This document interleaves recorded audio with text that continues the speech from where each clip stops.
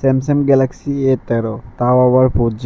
তো এটা একটা টিপলে একটা ধরে, অর্থাৎ আমি এক টিপসি এদের দুই ধরছে, মানে উল্টাপাল্টা কাজ করে। তো এটার একটাই সমাধান, ডিসপ্লেটা চেঞ্জ করা। কারণ ডিসপ্লে চেঞ্জ না করলে কখনো এটা ঠিক হবে না, কারণ এটার টাচ আর ডিসপ্লে এক জাস্ট না।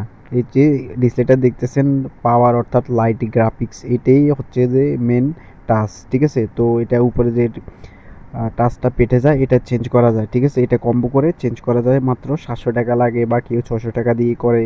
তো এটা দোকানদার বুঝ, কাস্টমারের বুঝ, ঠিক আছে। তো আমি এমনি বললাম। তো অনেক কাস্টমার আছে এগুলো জানে না বা সম্পর্কে কোনো আইডিয়া নেই, কারণ তারা মনে করে যে কি এটা টাচ আলাদা। না ভাই, এটা টাচ আলাদা না। এটা ডিসপ্লে যেটা, এটাই টাচ। অর্থাৎ এটার উপরে যে গ্লাসটা দেখতেছেন, এটা হচ্ছে সম্পূর্ণ গ্লাস। তো আমরা হয়তো অনেকে জানি না এই সিস্টেমটা। তো ডিসপ্লেটি খারাপ হয়ে গেছে, অর্থাৎ আমি চেষ্টা করছি এটা ভালো রাখার জন্য বা ট্রাই করছি। এটা রিপেয়ারিং করলাম, দেখতেছি যে না, এটা খারাপ। এটা সাইডে দিয়ে কালি ছেড়ে দিছে। তো এখন আমি এটা স্ক্রিন সেপারেটর দিয়ে উঠেছি, পরবর্তীতে কি এটা কালি পুরোটাই ছেড়ে দিছে। এখন নতুন একটা ডিসপ্লে লাগাতে হবে। তো আমি বাজার থেকে নিয়ে এলাম ক্রাউন ডিসপ্লে, অর্থাৎ নর্মাল ডিসপ্লে। তো আরেকটা আছে যে বক্স, এটা হচ্ছে যে ক্রাউন।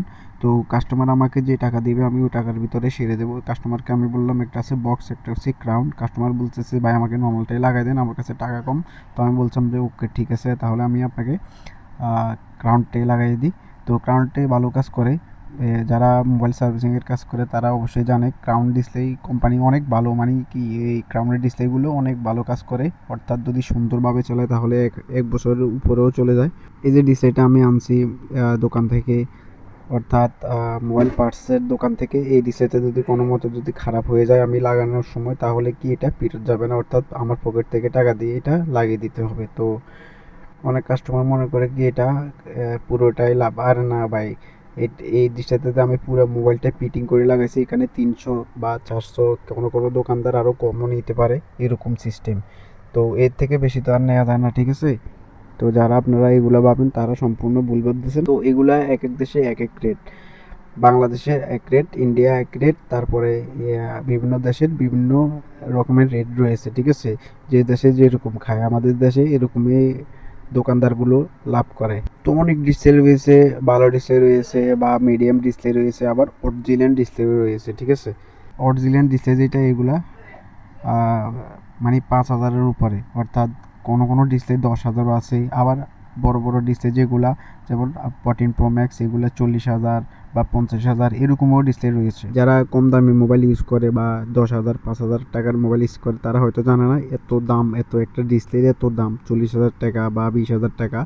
তারা কখনোই এগুলো বিশ্বাস করবে না, কারণ তারা তো সবসময় নর্মালি ফোন ইউজ করে। অর্থাৎ যদি ডিসপ্লে চলে যায় তাহলে 1500-2000 টাকা দিয়ে ডিসপ্লে রিপেয়ারিং করে, অর্থাৎ ডিসপ্লে রিপ্লেস করে। যাক, ডিসপ্লেটা চেঞ্জ করতে করতে অনেক কথা বলে ফেললাম। তো বন্ধুরা, যদি ভিডিওটি ভালো লাগে অবশ্যই সাবস্ক্রাইব করে পাশে থাকবেন নেক্সট ভিডিওর জন্য। অবশ্যই কমেন্ট করতে ভুলবেন না আপনার হাতের মডেলটা কি, অর্থাৎ ডিসপ্লে প্রাইসটা আমাকে কমেন্ট করে জানাতে পারেন, আমি আপনাকে রিপ্লাই দেবো 100%। তো গাম লাগানোর পরে এভাবে রাবার দিতে হয়, না হলে গামটা ছুটে যায়, অর্থাৎ গামটা খারাপ হয়ে যায়। তো এইভাবে ভালো মতো গাম দিলে মোবাইলটি ডিসপ্লে ভালো থাকে। আশা করি ভালো থাকে।